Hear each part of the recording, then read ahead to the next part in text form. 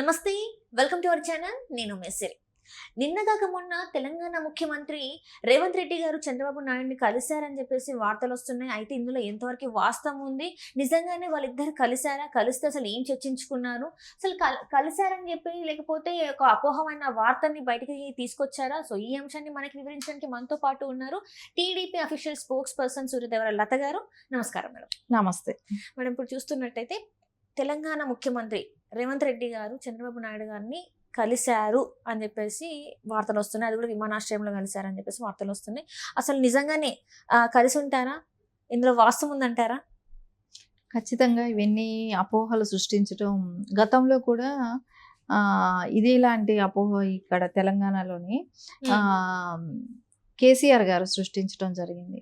ఎందుకంటే నమస్తే తెలంగాణ న్యూస్ పేపర్లో కూడా రేవంత్ గారు నేను బేగంపేట ఎయిర్పోర్ట్లో నారా చంద్రబాబు నాయుడు గారు ఇద్దరు ఢిల్లీ వెళ్తూ అక్కడ కలిశారు అనేది వీళ్ళు చెప్తూ అది పేపర్లో నమస్తే తెలంగాణలో రావడం జరిగింది. సో దాని మూలాన అది మా నాయకుడిని కలవని వ్యక్తిని కలిశారని చెప్పి మీరు ఇలా మాట్లాడుతున్నారని చెప్పేసి వాళ్ళు కేసు వేయటం కూడా జరిగింది కాంగ్రెస్ వాళ్ళు. సో మళ్ళా తిప్పి ఏంటంటే ఆయన శిష్యుడు ఇబ్బందులు పడుతున్నాడని కేసీఆర్ గారు పలుమార్లు ఇలాంటి అవన్నీ సృష్టిస్తూ ఆయన ఏదో సేవ్ చేయాలని ఎవరిని జగన్మోహన్ రెడ్డిని, ఎందుకంటే కాంగ్రెస్తో ఇక్కడ పొత్తు కలుపుతున్నాడు అని బీజేపీకి ఎక్కడ కోపం తెప్పించాలి. రేవంత్ రెడ్డి గారు టీడీపీలో నుంచి వెళ్ళిన వ్యక్తి కాబట్టి సో అందుకని చంద్రబాబు నాయుడు గారు టచ్లో ఉన్నారు, ఆయన్ని కలుస్తున్నారు, మాట్లాడుతున్నారు అని చెప్పి ఒక అపోహ క్రియేట్ చేసి బీజేపీకిను తెలుగుదేశంకి కొంచెం డిస్టెన్స్ క్రియేట్ చేయాలనే కానీ ఆయన చేసే ప్రయత్నం ఇది. కేసీఆర్ గారే కానీ జగన్మోహన్ రెడ్డి వీళ్ళిద్దరూ కూడబలుకొని కంపల్సరీ ఇలాంటివన్నీ మాట్లాడుతూ ఇలాంటివి పోర్ట్రే చేస్తూ ఇలాంటివన్నిటికీ అంటే ప్రజల్లోకి ఒక డౌట్ని క్రియేట్ చేసే విధంగా చేస్తున్న ప్లాన్ కానీ అని మనకు అనిపిస్తుంది. సో ఎవరు పార్టీకి వాళ్ళు ఉండొచ్చు. రేవంత్ రెడ్డి గారు ఆయన కాంగ్రెస్కి పిసిసి అధ్యక్షుడిగా గాను ఇప్పుడు తెలంగాణ స్టేట్కి సీఎం గాను ఉన్నారు. సో ఆయన ఇది ఆయనకుంటది. ఆయన ఏ రోజు కూడా నారా చంద్రబాబు నాయుడు గారిని ఆయన సీఎం అయిన తర్వాతే కానీ పిసిసి అధ్యక్షుడు అయిన తర్వాతే కానీ ఎప్పుడూ కూడా కలిసినది ఎక్కడా లేదు. కానీ ఎందుకు ఇలాంటి అపోహలు క్రియేట్ చేస్తున్నారు, లేనిపోనేటివి ఎందుకు సృష్టిస్తున్నారు? అది కూడా ఎప్పటి నుంచి రేవంత్ గారు సీఎం అయిన దగ్గర నుంచి ఇది వరకు ఒక 1.5 month 2 months బ్యాక్ అనుకుంటా, ఇది 1 month బ్యాక్ జరిగింది. సో అప్పుడు కూడా బేగంపేట ఎయిర్పోర్ట్లో కలిశారని చెప్పి నమస్తే తెలంగాణ పేపర్లో వేయటం జరిగింది.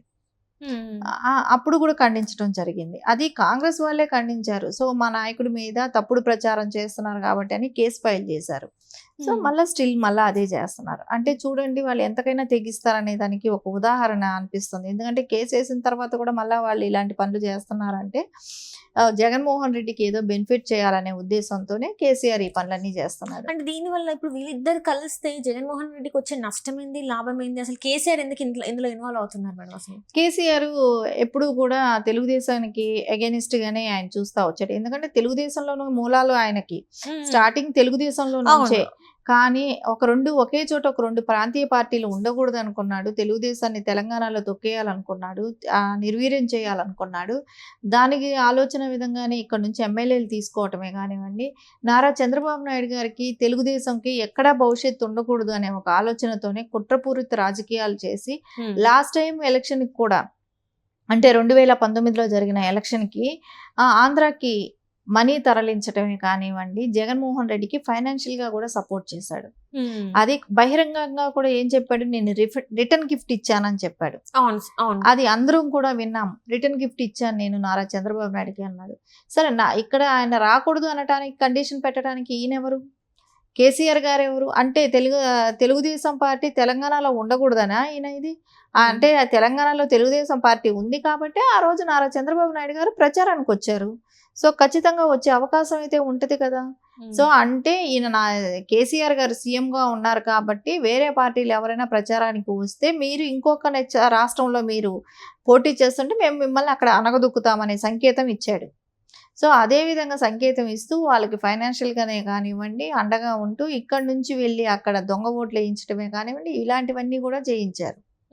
సో దాని పర్యవసానమే మనం లాస్ట్ టైం ఓడిపోవటం కూడా జరిగింది తెలుగుదేశం పార్టీ. ఇవన్నీ ఇప్పుడు ఇక్కడికి వచ్చిన తర్వాత తెలంగాణలో ఇప్పుడు ఓడిపోయిన తర్వాత సో ఇప్పుడు రేపు పొద్దున కూడా జగన్మోహన్ రెడ్డి అధికారం కోల్పోతే ఆంధ్రాలో కూడా ఆయన ఫ్రెండే శిష్యుడే అనుకోవాలి, ఫ్రెండ్ అనుకోవాలి. కానీ జగన్మోహన్ రెడ్డి కూడా అధికారం కోల్పోయే అవకాశాలు స్పష్టంగా కనపడుతున్నాయి. కాబట్టి ఇక్కడ బీజేపీకి తెలుగుదేశంకి డిఫరెన్స్ తీసుకురావాలి. సో ఏంటంటే ఇక్కడ రేవంత్ రెడ్డి కాంగ్రెస్ కాబట్టి వీళ్ళిద్దరూ కలుస్తున్నారు అనే ఒకటి లేనిది దాన్ని క్రియేట్ చేయడానికి అపోహలని ఇది లేని వాటిని అపోహలని క్రియేట్ చేస్తున్నారు. అంటే ఇక్కడ చూస్తున్నట్టయితే మన ఏబిఎన్ ఆంధ్రజ్యోతి పేపర్లో కావాలని అబద్ధపు రాతలు ప్రచురించారు అని చెప్పేసి కూడా వార్తలు వస్తున్నాయి. అంటే ఇది అసలు ఎలా చూడాలి? ఎందుకు కావాలని అబద్ధపు రాతలు రాయాల్సి వచ్చింది అసలు? అదే కావాలని ఎందుకు రాస్తున్నారంటే బీజేపీతో చెడిపోవాలి, వీళ్ళు బీజేపీతో పొత్తు. ఎందుకంటే అది రెండు నేషనల్ పార్టీ, కాంగ్రెస్ బీజేపీ.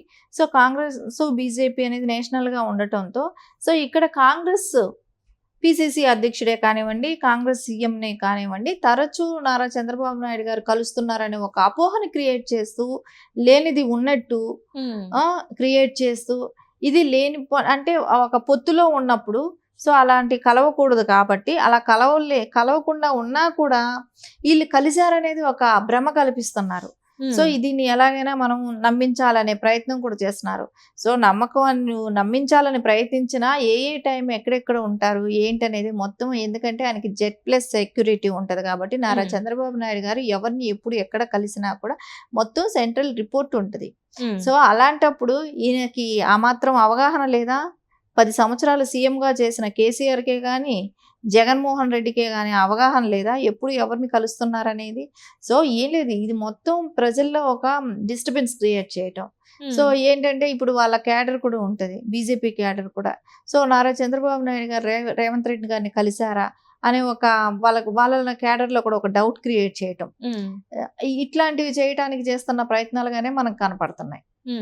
అంటే ఇట్లా చేస్తే ఇప్పుడు ఏదైతే ఆంధ్రలో వాళ్ళ కూటమి ఉందో ఆ కూటమిని మళ్ళీ విచ్ఛిన్నం చేయాలి అని చెప్పేసి ఆలోచిస్తున్నారా? అట్లా విచ్ఛిన్నం అయితే జగన్మోహన్ రెడ్డి గారికి ఏమన్నా అక్కడ గెలిచే అవకాశాలు ఉంటాయని చెప్పేసి అనుకుంటున్నారా? మరి ఈ కూటమిని విచ్ఛిన్నం చేయాలనే ఆలోచన స్పష్టంగా మనకు కనపడుతుంది ఇక్కడ.